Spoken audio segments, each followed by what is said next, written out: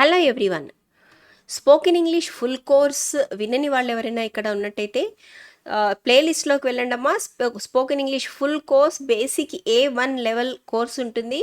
అది ఫస్ట్ నుంచి వినండి. మంచి స్ట్రక్చర్స్ అన్నీ కూడా తెలుస్తాయి మీకు. చాలా సింపుల్గా ఉంటుంది.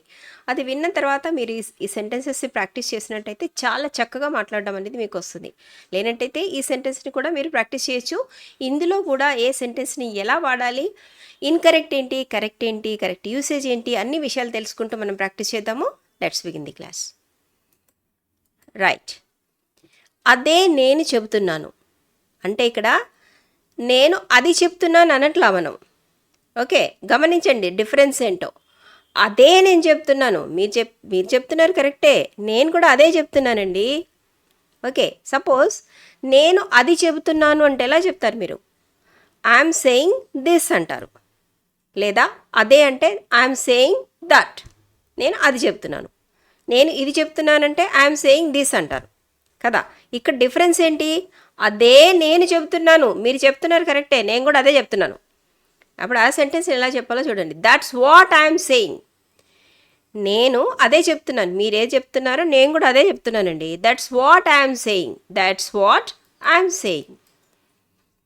నేను చేస్తున్నది అదేనండి, మీరు అది చేయని చెప్తున్నారు కరెక్టే, నేను చేసేది కూడా అదేనండి బాబు. ఇది ఎలా చెప్తారు? That's what I'm doing. That's what I'm doing. నేను చేసేది కూడా అదే, మీరు చేయమంటున్నారు కదా, నేను చేసేది కూడా అదే. That's what I'm doing. Right. అక్కడికే నేను వెళ్తుంది. మీరు వెళ్ళమని చెప్తున్నారు, కాలేజ్కి వెళ్ళమని చెప్తున్నారు కదా, కాలేజ్కి వెళ్ళు. నేను అక్కడికే వెళ్తున్నాను. నేను వెళ్ళేది కూడా అక్కడికే. సో నేను అక్కడికి, సపోజ్ సింపుల్ సెంటెన్స్ చెప్పాలనుకోండి, ఎలా చెప్తారు? నేను అక్కడికి వెళ్తున్నాను. ఐఎమ్ గోయింగ్ దేర్ అంటారు కదా. ఇంకో సింపుల్ సెంటెన్స్, నేను అక్కడికి వెళ్తున్నాను. ఇక్కడ ఏంటి నొక్కి చెప్తున్నారు, చెప్పిన దానికి నేను అక్కడికే వెళ్తున్నాను. So that's where I'm going. That's where I'm going. Yeah, next.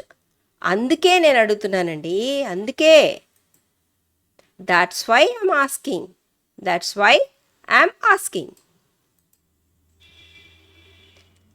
అలా నేను నేర్చుకుంటున్నాను. Right. That's how I'm learning. అలా, how, that's how I'm learning. That's how I'm learning. Right. So అదే ఆమెకి ఇష్టం. చూడండి ఇక్కడ డిఫరెన్స్. అది ఆమెకి ఇష్టం అనట్లా మనం. అది ఆమెకి ఇష్టం అంటే ఎలా చెప్తాం మనము? She likes that. Simple sentence ఒకటి, షీ లైక్స్ దట్.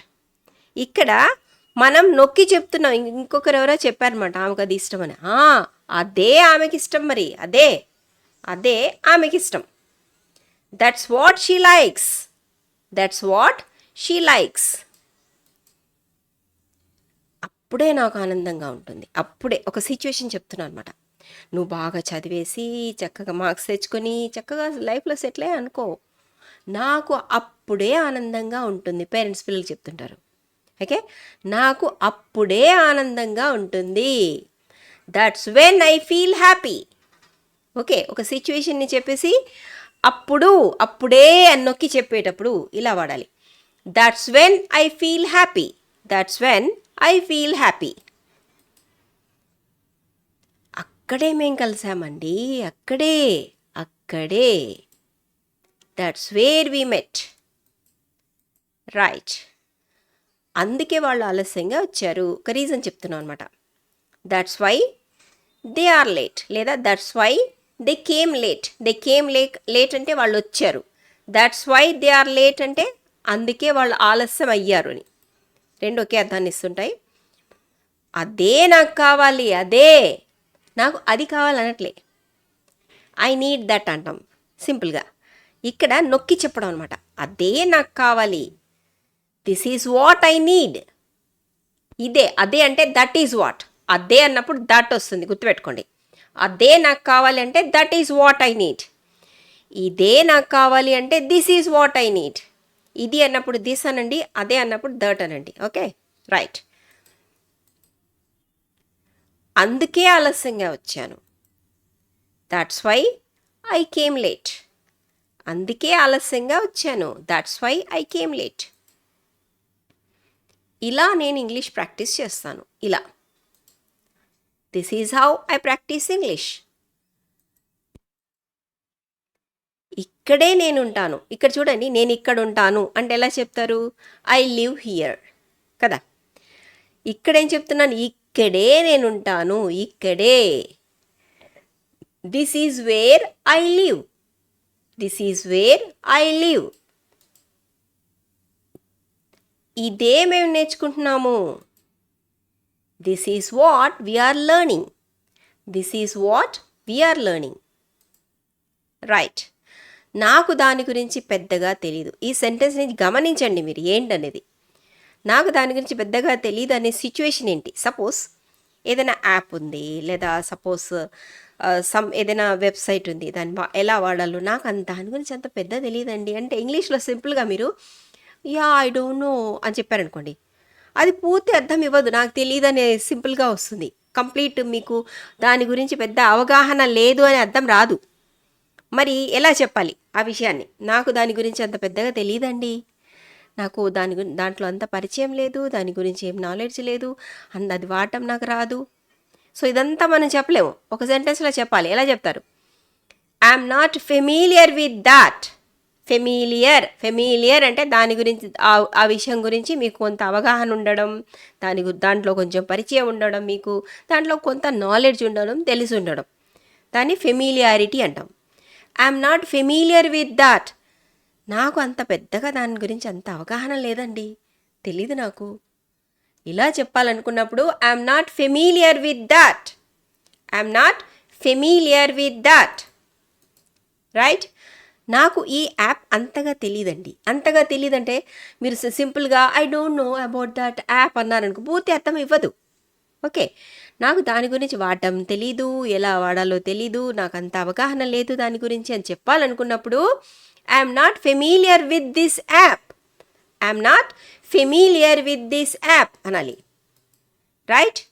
నాకు ఆ విషయం అంతగా తెలియదండి, అంతగా తెలియదు నాకు ఆ విషయం. I'm not familiar with that topic. I'm not familiar with that topic. ప్రతిసారి ఐ డోంట్ నో అనకూడదు. నాకు ఈ పని అంతగా తెలియదండి, అంతగా చూడండి, ఐ డోంట్ నో అనట్లా, నాకు ఈ పని తెలీదు అంటే I don't know that work. ఇక్కడ ఫెమిలియారిటీ గురించి మాట్లాడుతున్నాం. I'm not familiar with this work.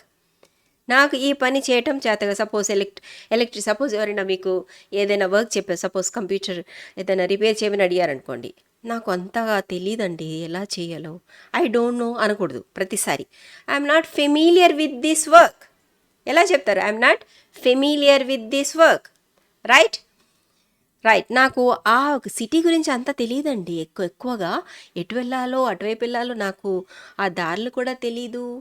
మరి అంటే అప్పుడు సింపుల్గా నాకు I don't know about that city అన్నారు, బాగోదు ఇంగ్లీష్. ఓకే, అప్పుడు ఎలా చెప్తారు? I'm not familiar with that city. I'm not familiar with that city. Right. నాకు అది అలవాటు లేదండి. ఇది చాలాసార్లు మీరు చెప్తుంటారు, ఆ అలవాటు లేదు అని చెప్పాలి. అప్పుడు ఎలా చెప్తారు ఇది? I'm not use to that. I'm not use to that. Right.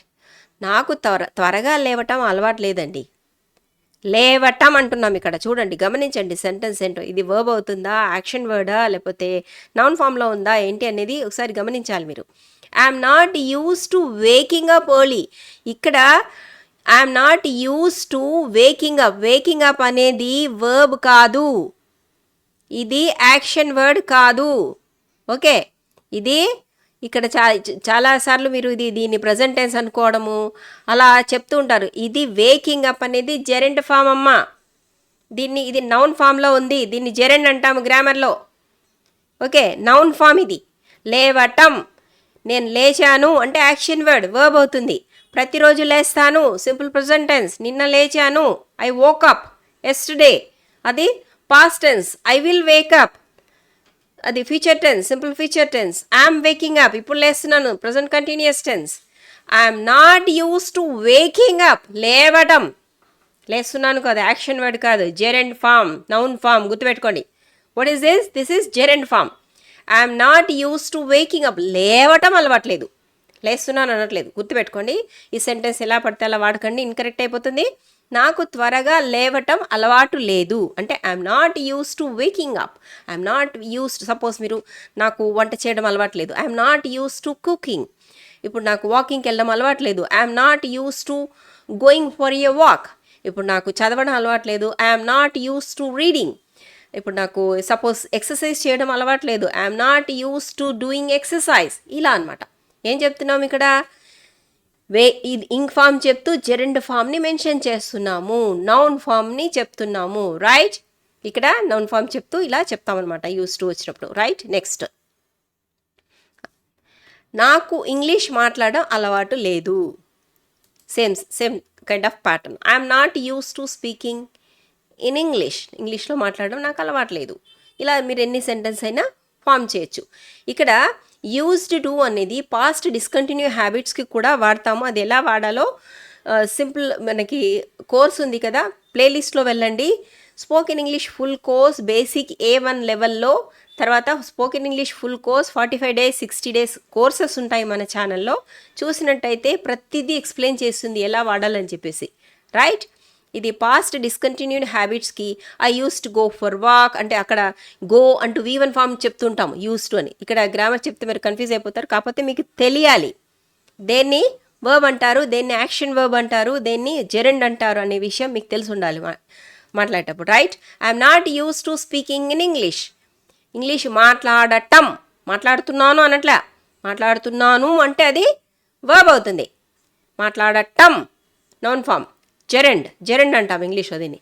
I'm not use to speaking in English, I'm not use to dancing, I'm not use to singing, I'm not use to teaching, I'm not use ఇలా అనమాట. Okay? Gerund form ing form చెప్పేసి noun form చెప్పేసి మీ sentence అనేది correct అయిపోతుంది. Right? అలవాటు లేదు అని చెప్పడానికి I'm not use to speaking, I'm not use to dancing, I'm not use to writing, I'm not use to cooking, ing form చెప్తూ చెప్పేయండి. రైట్? నెక్స్ట్, నాకు స్పైసీ ఫుడ్ తినటం అలవాట్లేదు. తినటం. Okay? I'm not use to eating spicy food, I'm not use to eating spicy food. Right? Yes, thank you so much for listening to the class.